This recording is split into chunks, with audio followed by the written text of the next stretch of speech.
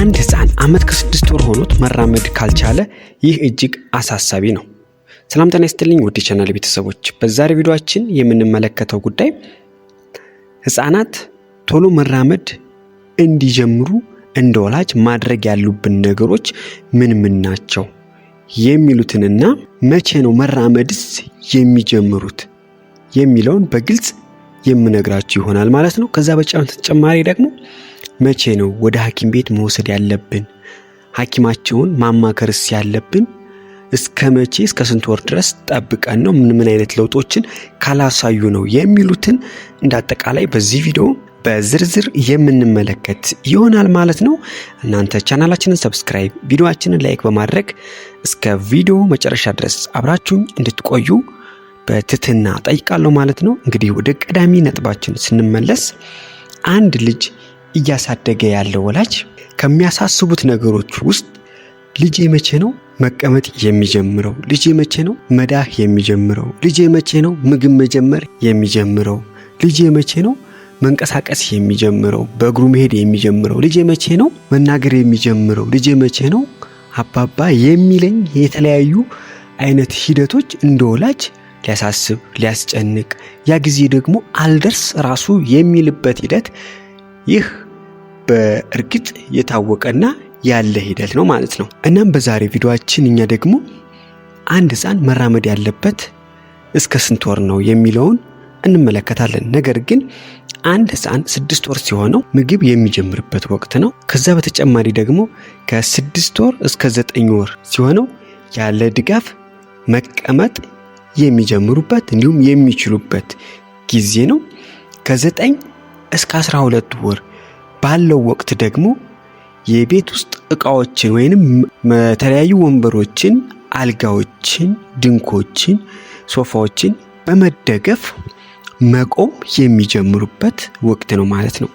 በዚህ ወቅት ብዙ ህፃናቶች ተደግፎ የመቆም ማለትም ቁጭ ብለው ከነበረበት ቦታ ደገፍ ብሎ ለመቆም የሚመክሩበት ሂደት ይታያል ማለት ነው። ከዛ በተጨማሪ ግን ከ15 እስከ 18 ወር ባለው ጊዜያቸው ውስጥ ሙሉ በሙሉ መራመድ ወይንም መንቀሳቀስ የሚችሉበት ጊዜ ወይንም ወቅት ነው ማለት ነው። ወቅት ነው።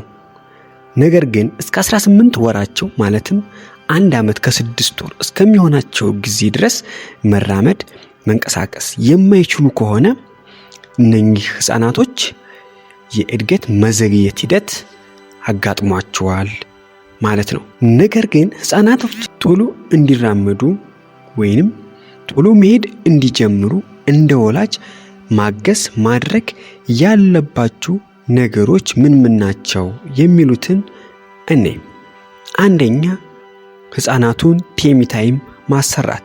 ህፃናትን ከ3 ወር ጀምሮ ቴሚ ታይም እንዲሰሩ ማድረግ ወይንም በደረታቸው አስተኝተን ጀርባቸውን የተወሰነ አሸት ማድረግ እንዲሁም በጀርባቸው በማስተኛት እግራቸውን ወደፊት ወደ ኋላ እያደረግን እንቅስቃሴ ወይንም ስፖርት የማሰራት ሂደት ማለማመድ። ይህ ለእግር ጡንቻ ጥንካሬ ከዛም በተጨማሪ ደግሞ ለወገብ አከርካሪ ጥንካሬ እንዲኖራቸው ያግዛቸዋል ማለት ነው። ከዛ በተጨማሪ ደግሞ የተለያዩ ወንበሮችን፣ አልጋዎችን እንዲሁም እናንተ ቁጭ ብላችሁ ተደግፈዋችሁ እንዲቆሙ ማበረታታት፣ ምቹ ሁኔታዎችን መፍጠር እናም የተለያዩ ወንበሮችን ወደ ስራቸው ጠጋ ማድረግ፣ በተለይ አጨራጭር ያሉ ወንበሮችን ጠጋ አድርጋችሁላቸው በእጃቸው እንዲደገፉ ማድረግ። የዛን ጊዜ እነሱ ለመቆም የመሞከር ሂደት ያሳያሉ ማለት ነው። ተደግፈው በሚቆሙበት ጊዜ ደግሞ እግራቸውን ብድግ እንዲያደርጉ እገዛ ማድረግ፣ የውስጥ እግራቸው ቁልጭምጭሚታቸው ጋር በእጃችሁ በመያዝ 1 2 በሚል ሂደት እንዲያንቀሳቅሱ ማበረታታት። ሌላው ሲራመዱ ወይንም በሚንቀሳቀሱበት ወቅት ቀኝና ግራ እጃቸውን በመያዝ እናንተ ከፊት ሆናችሁ የተለያዩ የማበረታቻ ቃላቶችን በማድረግ እንዲራመዱ ማበረታታት ማገዝ። ነገር ግን ከዚህ በተጨማሪ ህፃናት በሚራመዱበት ወይንም መራመድ በሚሞክሩበት ሰዓት የመውደቅ በቂጣቸው ዘጭ የማለት ሂደት ይኖራል። በዚህ ጊዜ ግን አለመጮህ፣ አለመደንገጥ፣ በምትደነግጡበት ሰዓት ደግሞ ከፍተኛ የሆነ ድምጾችን አለማሰማት፣ አለማስፈራራት። ይህ ሂደት ካለ ግን የመፍራት የመሸማቀቅና የመደንገጥ ሂደት ይኖራል ማለት ነው በውስጣቸውና አይደፍሩም። ደፍረው እንዳይራመዱ ያደርጋቸዋል። ስለዚህ ቶሎ እንዲራመዱ ከሚያደርጋቸው ዋናው ነጥብ ውስጥ አንደኛው ምንድነው? ድፍረት ነው። ስለዚህ ድፍረት እንዲኖራቸው ማበረታታት መቻል አለባችሁ። ዋናው ደግሞ ከመጠን በላይ ያለፈ ውፍረት መኖር። ከመጠን በላይ ያለው ውፍረት መኖር ለህፃናት እንቅስቃሴ መገደብ ሂደት ዋና ተጠቃሽ ነው። በተለይም ቶሎ እንዳይራመዱ ከሚያደርጋቸው ውስጥ አንዱ ከመጠን በላይ ያለፈ ውፍረት። ህፃናት የፋፋና ትክክለኛ የሆነ የሰውነት ክብደት እንዲኖራቸው ይፈልጋል። ነገር ግን ከዛ በተጨማሪ ከመጠን ያለፈ ውፍረት ሲኖራቸው ቶሎ እንዳይራመዱ፣ ቶሎ እንዳይሄዱ፣ ሰውነታቸውን ችሎ የመንቀሳቀስ ሂደት እንዳይኖር ያደርጋል።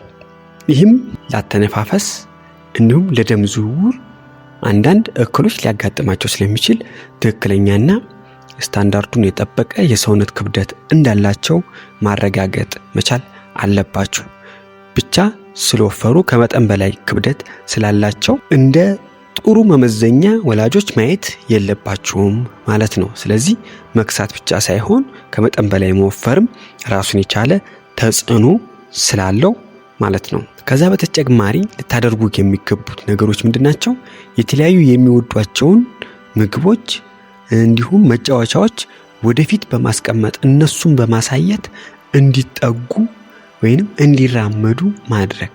ልክ እነሱ ጋር ሲደርሱ ደግሞ ያንን ነገር እንዲይዙት እንዲጨብጡት ማድረግ። ወላጆችም ከሆናችሁ ልክ ከውጭ ስትገቡ ነይ ነይ ነይ የሚል ድምጽ በማሰማት ወደ እናንተ እንዲመጡ የማበረታታት ሂደት። እንደዚህ አይነት ሂደቶች ልጆች ቶሎ እንዲራመዱ ያግዛቸዋል ማለት ነው። ከዚህ ሁሉ በተጨማሪ ደግሞ ዋናው የአመጋገብ ስርዓት ነው። የአመጋገብ ስርዓታቸውን ማስተካከል፣ የወገብ ጥንካሬ፣ የአጥንት ጥንካሬዎችን የሚያግዙ ምግቦችን እንዲመገቡ ማድረግ። በተለይ እንደ አጃ፣ ገብስ፣ ወተት፣ ቡላ ያሉ ምግቦችን ህፃናቶች እንዲመገቡ ማድረግ፣ በቂ ምግቦችን እንዲያገኙ ማድረግ መቻል አለባችሁ። ከዛም በተጨማሪ በቂ እረፍት እንዲያገኙ ማድረግ። ይህ ለነሱ እጅግ ጠቃሚ ነው ማለት ነው። ይህን ሁሉ ካደረጋችሁ በኋላ እነሱ ቶሎ መራመድ ካልቻሉ ወይንም ለመራመድ የማይሞክሩ ከሆነ መቼ ነው ወደ ሐኪም ቤት መሄድ ያለባቸው የሚለውን ነጥቦች እናያለን ማለት ነው። እንግዲህ አንድ ህፃን የተስተካከለ የሰውነት አቋም ኖሮት ማለትም ከመጠን ያለፈ ክብደት ሳይኖረው ተስተመጣጠነ የሰውነት አቋም ኖሮት ጤናማ ሆኖ ሳለ መራመድ የማይችል ከሆነ መራመድ የማይሞክር ከሆነ በተለይም እስከ ዓመት ከ6 ወር ድረስ ጠብቃችሁ መንቀሳቀስ ወይም መራመድ ካልቻለ ምንድነው ችግሩ የሚለውን ወደ ቅርብ ወዳለው ወደ ህፃናት ሐኪም በመውሰድ መታየት መቻል አለበት ማለት ነው። ሁለተኛውና ዋናው ነጥብ ደግሞ እግሮቹ የመልፈስፈስ ሂደቶች ካሳዩ፣ እግሮቹ ልፍስፍስ የሚሉ ከሆነ እንዲሁም ለመቆም የሚቸገር ከሆነ ስታቆሙት ልምሽሽ የሚል ሂደት የሚያሳይ ከሆነ ይህም ወደ ሐኪም ቤት መሄድ መቻል አለበት።